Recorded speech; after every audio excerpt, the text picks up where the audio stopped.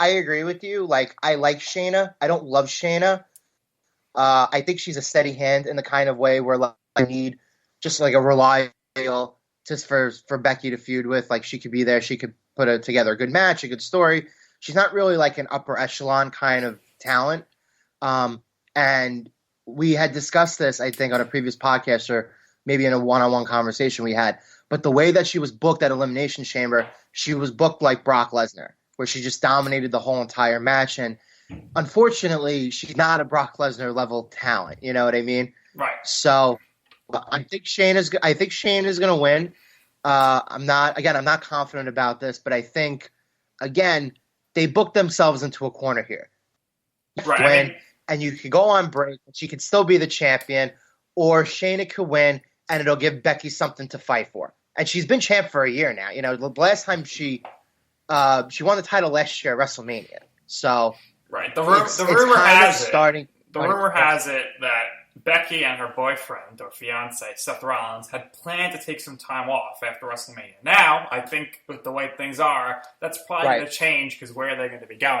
So I'm going to say Becky wins. And I know, like, could you imagine I know we joked around with this off the air, but Becky is going to become Becky for belts. She's going to go after the Raw, SmackDown, NXT, and Raw and Tag Team Championships because the fans love Becky Lynch. So the fans seem to be turning on Becky Lynch now. But I don't think Baszler is the right person. And Ronda Rousey apparently coming back at some point this year. So I think if Ronda's coming back, you're not going to have her like go and take on Carmella. She's going to be taking on Becky Lynch, looking to get her title back, right? So I think by that logic, I'm going to say Becky retains. We'll do they just mentioned him, we're going to do Rollins versus Owens next. And Rollins cut one of the best promos of his career 2 weeks ago on Raw, saying, like, if it wasn't for him, half these people wouldn't be here. Credit. So, I mean, that was a tremendous promo. Seth Rollins as a heel is so much better than Seth Rollins as a face. Well, I missed the Seth Rollins laugh and J&J security. I mean, that was some good stuff. So, but that promo was so accurate. What he said to Kevin Owens, and I think they're gonna let Seth Rollins win this match. Although, if there's odds on this, I'm sure the odds are favoring Kevin Owens, and he did get beat down on Monday night. They are. So, but I'm going to go with Seth Rollins. How about you? Wow, I can't believe you gave Seth a lot of credit. You're not really the highest on Seth. I'm very high on heel Seth Rollins. I hate babyface Seth Rollins. Right, that's fair. That's fair. He just comes off more naturally as a slimy guy. Because he is a slimy guy. Yes. So Owens is the betting favorite. He's a minus 230 betting favorite, and Rollins is a plus 160 underdog.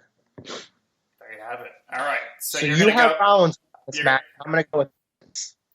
You're going to go with Owens. All right. I mean, it might be Owens, but I think Rollins should win. I think he should win because there's more to progress his storyline there, as you know, I'm the best here on Monday nights. And I'm sure, you know, if you're going to have your guy Drew McIntyre win, well, he's going to have to face a big heel. So I would say he's going to be in line to face Seth Rollins next. This is true. So we'll see there. But then we'll do the SmackDown Women's match now. 5-pack challenge, Fatal 5-Way. And I'm going to go, and I hope, you know, this is what I wouldn't mind Lacey Evans winning, but I think Sasha's going to win this match, and she should. And she should. I agree. I think this is probably going to be the easiest match to call on the card, because I think the long-term story that they're going to do is Sasha and Bayley, and it's a big match. It's a great feud. It's a big-time one-on-one match that we haven't seen yet. Since the two were called up from NXT. And so we had a conversation about this a couple weeks ago, I think. The idea is that Sasha and Bayley did not want to have their big one-on-one match at WrestleMania because of the time constraints of what the talent has to work with, right? So they feel like they could do their feud and their big match on a smaller level pay-per-view or like a SummerSlam or something where they'll get the proper time to shine. So in this case, this is probably the beginning of that feud. And if you're going to do the beginning properly, like you did in NXT, remember once upon a time, the very first time that they did the Four Horsewomen match, right? Who won? It was Sasha, who won the NXT Women's Championship, right? Now, I don't know if there's odds on this, Joe, but I would say if you can get these odds, you should bet on Tamina taking the pinfall in this match. Well, it's an elimination match. Is it? I thought it was just a straight fatal 5-way. No, it's an elimination match. So it's going to come down to Sasha and Bayley then. Right. Naomi's plus 650, Lacey's plus 400, Bayley's plus 125, and Sasha's the betting favorite, but she's plus 100, right? So if you want to make a quick buck, throw a couple bucks on Sasha. All right. Okay, next match here. One last thing. Sasha still has not had a big WrestleMania win, so unfortunately, there aren't going to be any fans for her to share it with. But Sasha is the second greatest female wrestler of all time, behind Charlotte Flair. What do you think about that statement? From an in-ring standpoint, I mean, she's very good, very underrated. Yeah, no, I agree. Charlotte, Sasha, and to a little bit of a lesser extent, I think Becky and Bayley, but those four are they're unbelievable. They're really, truthfully tremendous. All right, Raw Tag Team Championship match, Angel Garza and Austin Theory versus the Street Profits. I think we both sort of agreed here the Street Profits are going to win this match. Do you agree? Yeah, I agree. I don't think there's any betting odds for this match. Hopefully, the Street Profits have a good WrestleMania entrance and they still come through the crowd despite no crowd. I think that would just be very funny. Despite no crowd. Yep. Now, the next match, I guess we're going to do a quick block here. I don't know if these are spoilers or not. So, again, we'll do a 3-minute block here. You could tune in around a 25-minute mark again if you don't want to be spoiled. What's the deal, Joe, with the Intercontinental Championship? Do we know anything yet, or are we going to find out tonight if Bryan is dropping out and there's going to be a replacement? Yeah, I think that's still under wraps. Right now, I'm seeing Sammy as the minus 200 betting favorite and Bryan as the plus 150 underdog.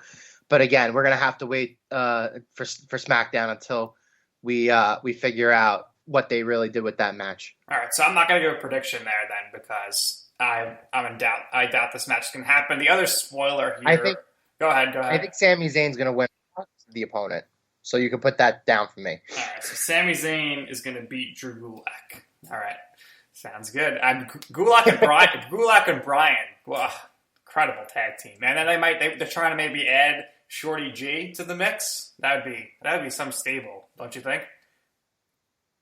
That would be a nice stable. All right. The other spoiler here is, and we discussed this in our last wrestling episode, was the SmackDown Tag Team Championships. And now I'm hearing there's no New Day at all. No Miz. And it's going to be Morrison versus Uso. So what happened there with the New Day? I think it's just a Corona concern. I think a lot of the guys dropped out of the match. From what I heard, it's going to be one member of Miz and Morrison being Morrison, obviously, because Miz is the one who was out sick, and it's going to be one of the Usos. So that's going to be a one-on-one ladder match for the Tag Team Championships. That's crazy. So I wouldn't go by the odds for this one, but if I had to pick a winner, I'm going to choose Morrison. Yeah, so Morrison definitely. Miz and Morrison just released a big rap video, which was actually pretty good, called Hey Hey. I'd suggest you go check that out. They were dissing the New Day, dissing the Usos, dissing Daniel Bryan, and it was highly entertaining. So we'll both go. I have a quick comment on this match. Yeah, go ahead. 30 seconds before the spoiler range. So I was just kind of upset because this ladder match reminded me of like the Edge and Christian Hardys and Dudley's ladder match with like Miz and Morrison playing like the Edge and Christian role. So hopefully we get it at SummerSlam, because I remember in 2000 when they did it at WrestleMania, they came right back and did it at SummerSlam. So let's hope for the best. I still want this match to happen. Absolutely. All right, so if you're rejoining us now, no more spoilers here. Women's Tag Team Championship match, Kabuki Warriors versus Bliss and Cross. I don't know who's going to win this match. You know, I'll say the Kabuki Warriors win. What do you think, Joe? To go, just to keep it the opposite of you and continue the trend, I'll go with Bliss and Nikki Cross, because I know they like Alexa, and that seems to be the direction that they're going in. All right, so the WrestleMania 35 host is going to regain the tag team championships. All right, fair enough. And maybe that makes sense, because then you have Asuka can go into a feud with maybe Bayley or someone, if depending on how they go do the booking for the women's title. Then we have Edge versus Randy Orton. I guess Edge is going to win, right? I mean, I don't see how they could build this storyline up and then. Yeah, so my original assumption was that Edge was going to get a big return win in front of like the big crowd. Now that there's no crowd for this, I think Randy is more likely to win. All right, give him a couple RKOs, brutal chair beatdown, and then Edge comes back in Canada for a pay-per-view or something. This is probably my biggest call, because as of right now, Edge is a minus 500 betting favorite, which is the biggest betting favorite on the board, to Randy's plus 300 as the underdog.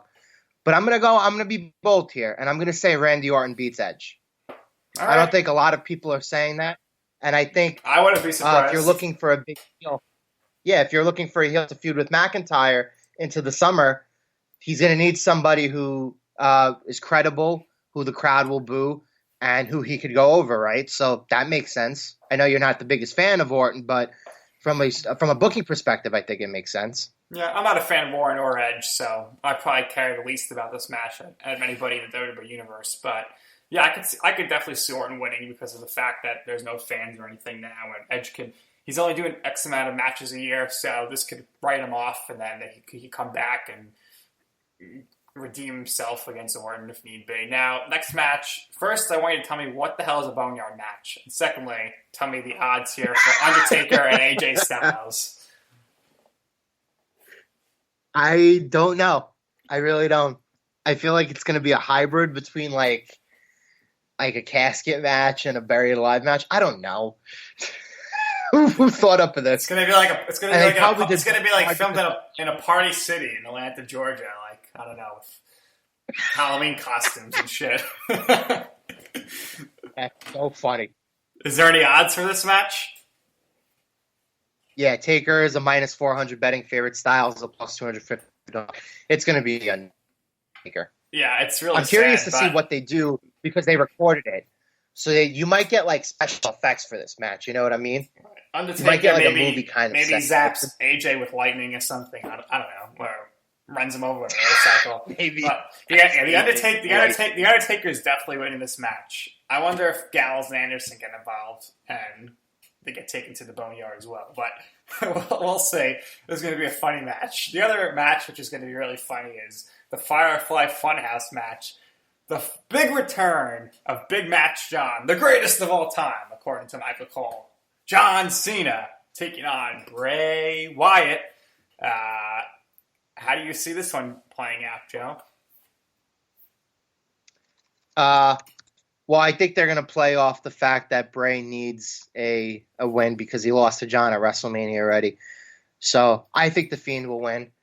I'm very curious to see what they record for So these last two matches, the Undertaker Styles match and the Fiend and Cena match, these two matches are going to be the same, I think, in regard to like kind of being shot like a movie, having different weird like camera cuts. It's going to be like more theatrical than the rest of the show.